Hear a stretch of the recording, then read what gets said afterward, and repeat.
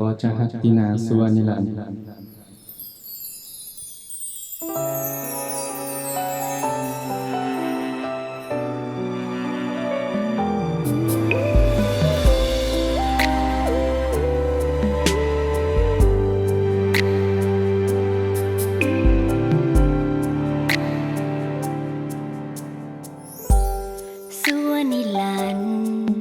ตอนที่ฟังก็เสื่อหมดใจ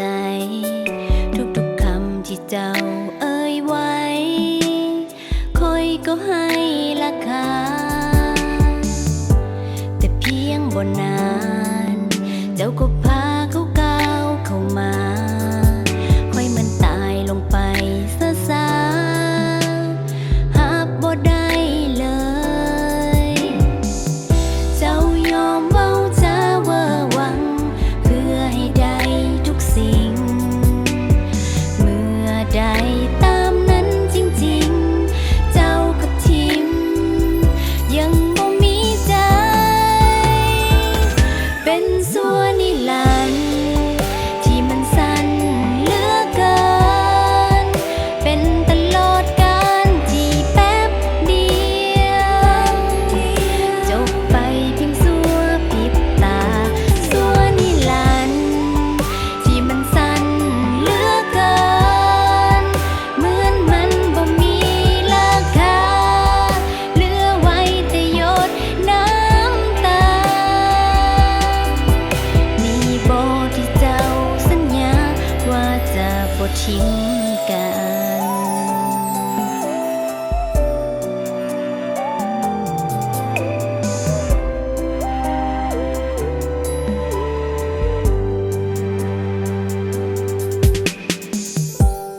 ส่วนนิรันดร์จบลงเพียงในบ่กี่วันทุกๆอย่างมันเป็นเหมือนฝัน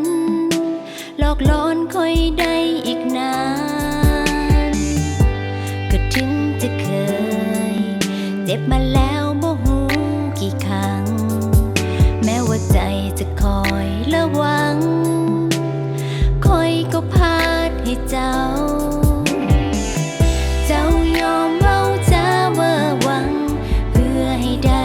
ทุกสิ่งเมื่อใดตามนั้นจริงๆเจ้ากับทิมยังบ่มีใจเป็นส่วนนิรันดร์ที่มันสั้นเหลือเกินเป็นตลอดกาลที่แป๊บเดียวจบไปเพียงชั่วพริบตาส่วนนิรันดร์ที่มันสั้นเหลือเกินเหมือนมันบ่มีราคาเหลือไว้แต่หยดน้ำตานี่บ่ที่เจ้าสัญญาว่าจะบ่ทิ้งกัน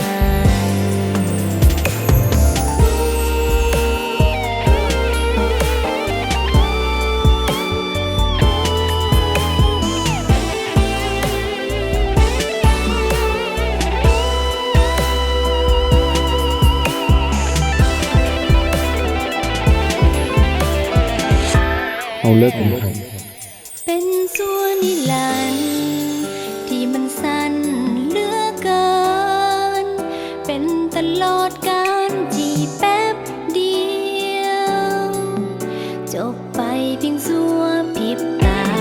ส่วนนิรันดร์ที่มันสั้นเหลือเกินเหมือนมันบ่มีราคา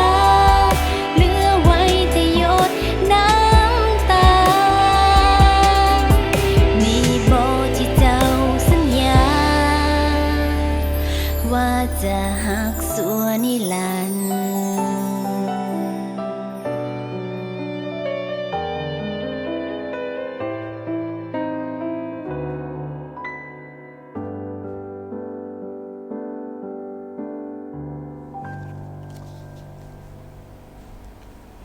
แม่